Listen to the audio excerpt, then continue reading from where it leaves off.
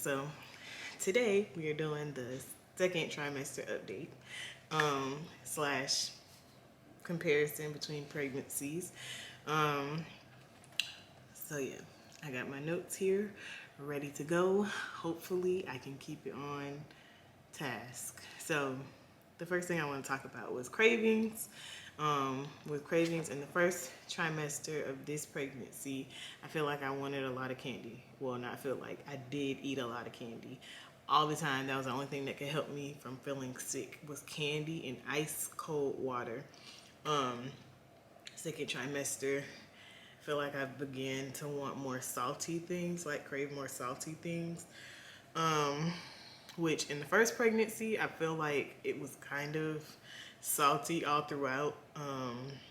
I know that there was a point in my pregnancy with Christopher where I could only eat ramen for like a month straight.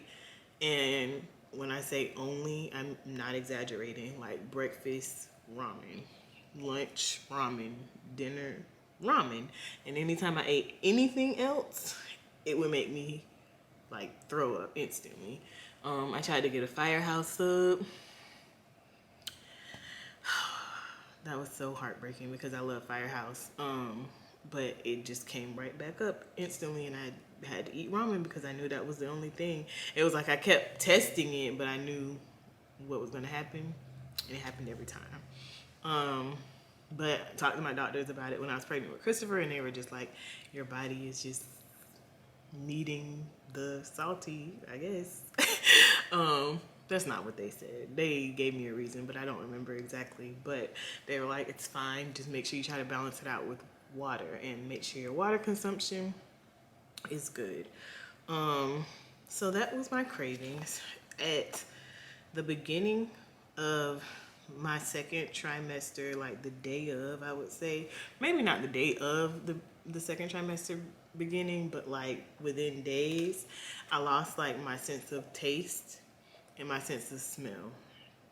And that was like very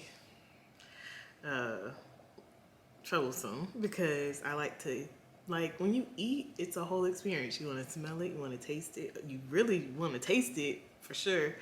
But that just went out of nowhere. I woke up and it was just gone. Like I couldn't smell anything, couldn't taste anything, and I wasn't sick. I know in my second trimester I did get the flu, and I also had, no, I think that was the first trimester. But anyways, I did get sick in my second trimester.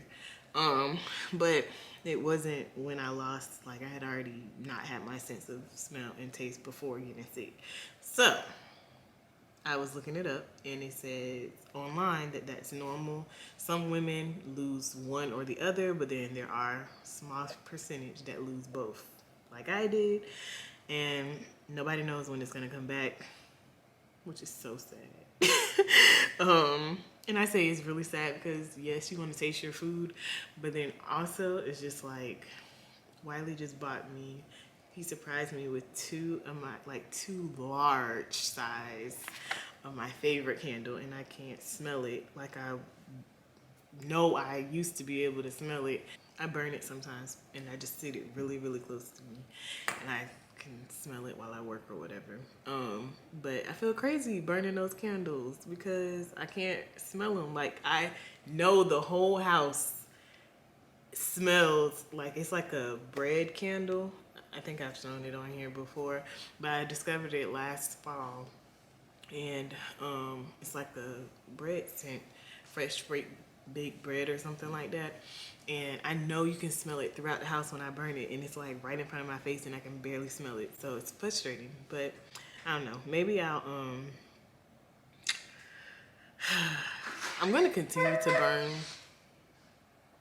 I'm gonna continue to burn, burn it as I want, but then also like I'm saving the second one for after we come back home because those are hard to find. I don't even know how he got that one because they were out of stock online, and I was waiting on the re-up alert on my phone. It never came through, no emails or anything, and he showed up with them, and I'm like, how did you do this? So I am going to save one for sure for when we come back home from the hospital.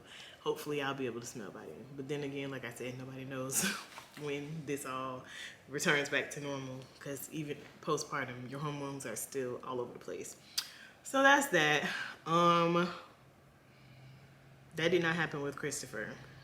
So that was something completely new to me. My next thing, so my belly popping. That happened in my first trimester with this pregnancy. I had it noted here in my little journal that my belly popped in my second trimester with Christopher. I was thinking that that could have been because of my weight loss between the two pregnancies. When I delivered Christopher, and then when I found out I was pregnant, I had lost like 44, 45 pounds.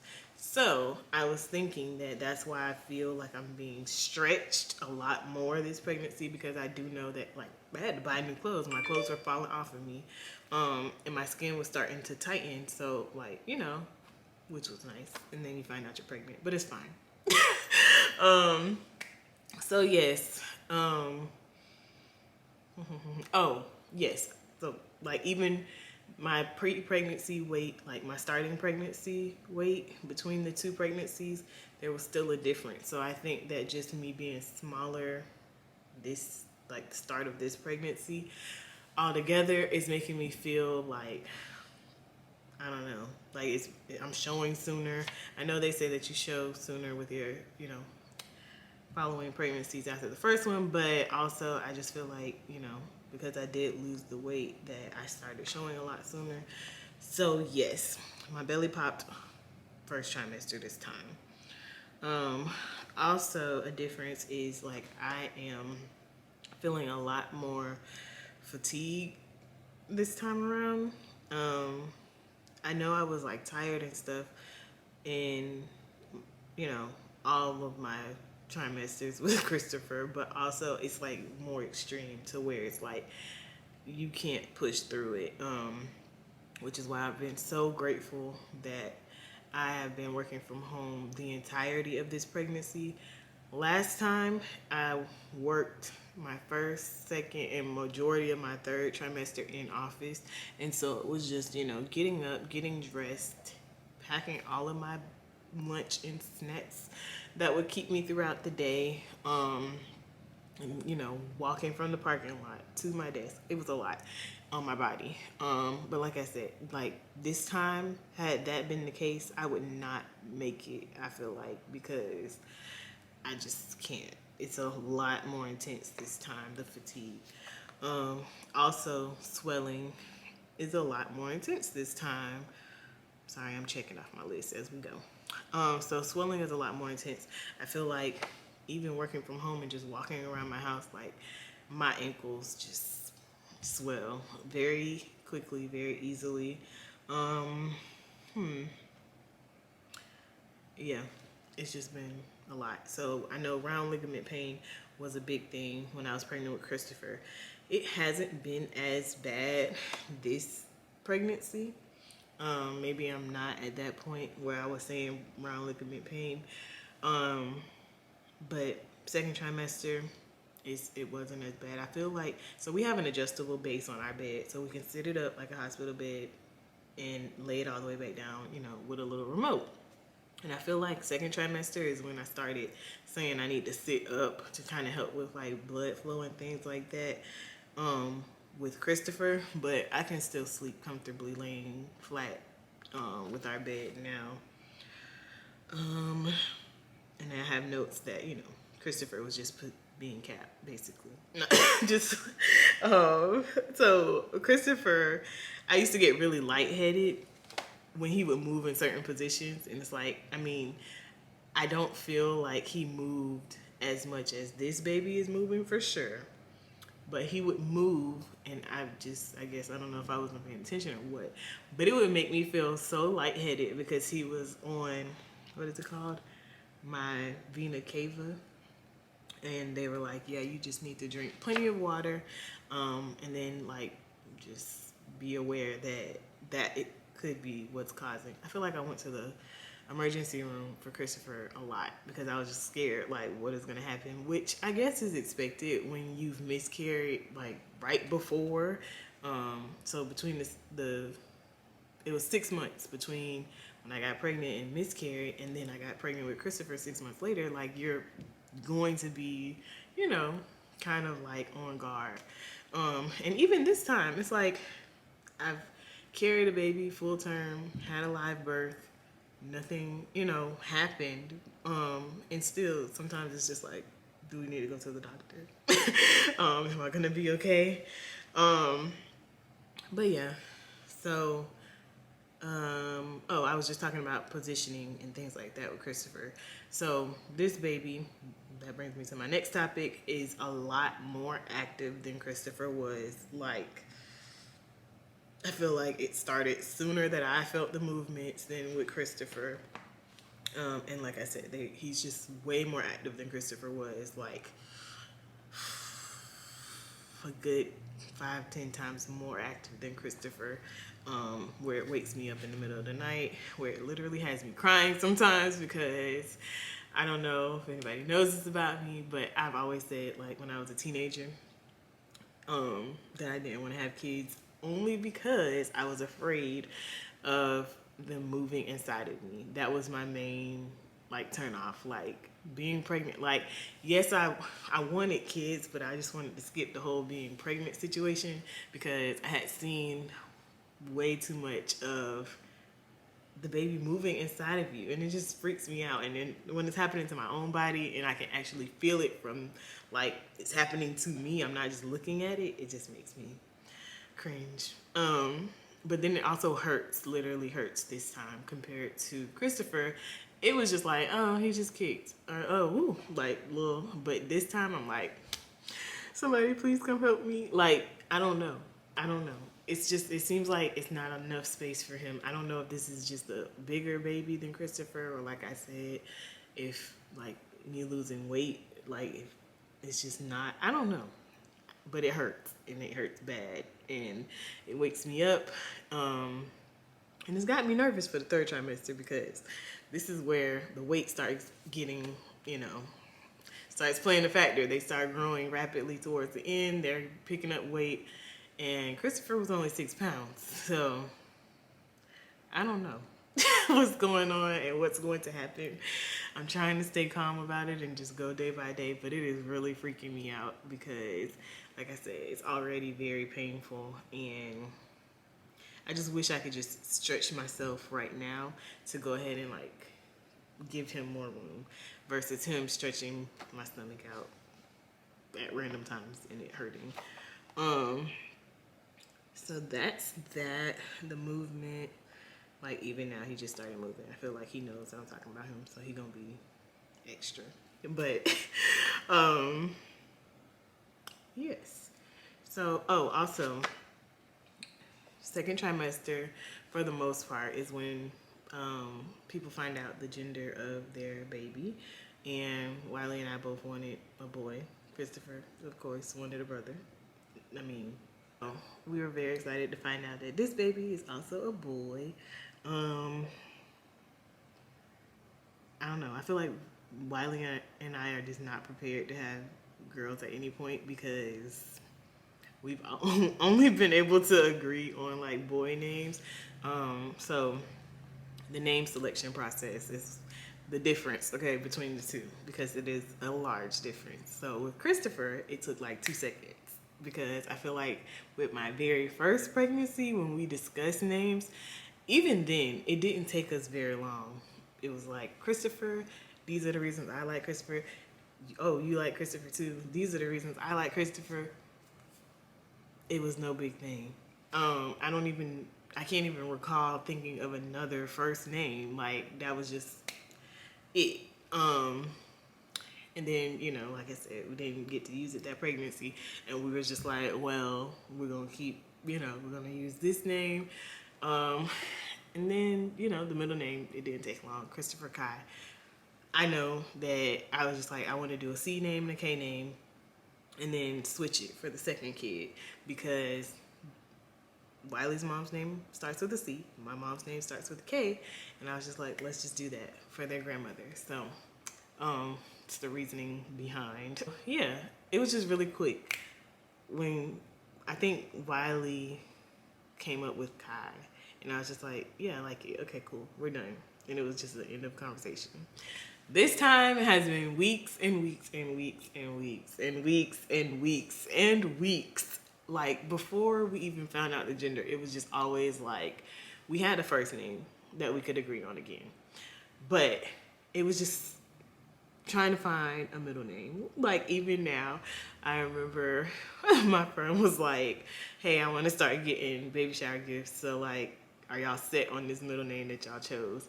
And I was like, Wiley, are you sure? He was like, I don't know. And I was like, no, we're not going back to the drawing board about this. It's been a long time already. So we have agreed on the name of Kyrie Kanan. And yeah, so that's our KC name. We're not even gonna go there. It's done. So yes, that took a very long time this time to agree on a name. But I'm glad that we have agreed. We both like it. We both had to compromise on the middle name, but it's fine. So yeah, that took a lot longer. Registry, items. So I wasn't even gonna do a registry this time because with the last pregnancy, I feel like it was just too stressful. I put that stress on myself because I made a registry literally for everywhere in the world that would allow you to have a baby registry. And then it was just tough to keep them updated. Like, I find out about something and then want to add it to all 18, all these accounts emailing me all the time about it. Was a lot, okay? So this time, me and Wiley just woke up randomly on a Saturday morning and was like, let's just do a registry. You know, we work, people at work are probably gonna, you know, they're aware that we're having a baby. They're probably gonna want to give us something, or people at church or whatever like that. So we were like, let's just do that, make it easier. And we did one registry at Target to just make it a smooth process. It's been a lot of things added to the market in the last 2 years I had no idea about. Neither did he. So that was fun. Not really, but it was interesting to say the least to do. And then we're just hoping that things on the registry work again this time. We put a lot of repeat things that work with Christopher on the registry for this baby. And we're just praying that he likes the same bottles or whatever. I'm hoping to be able to breastfeed.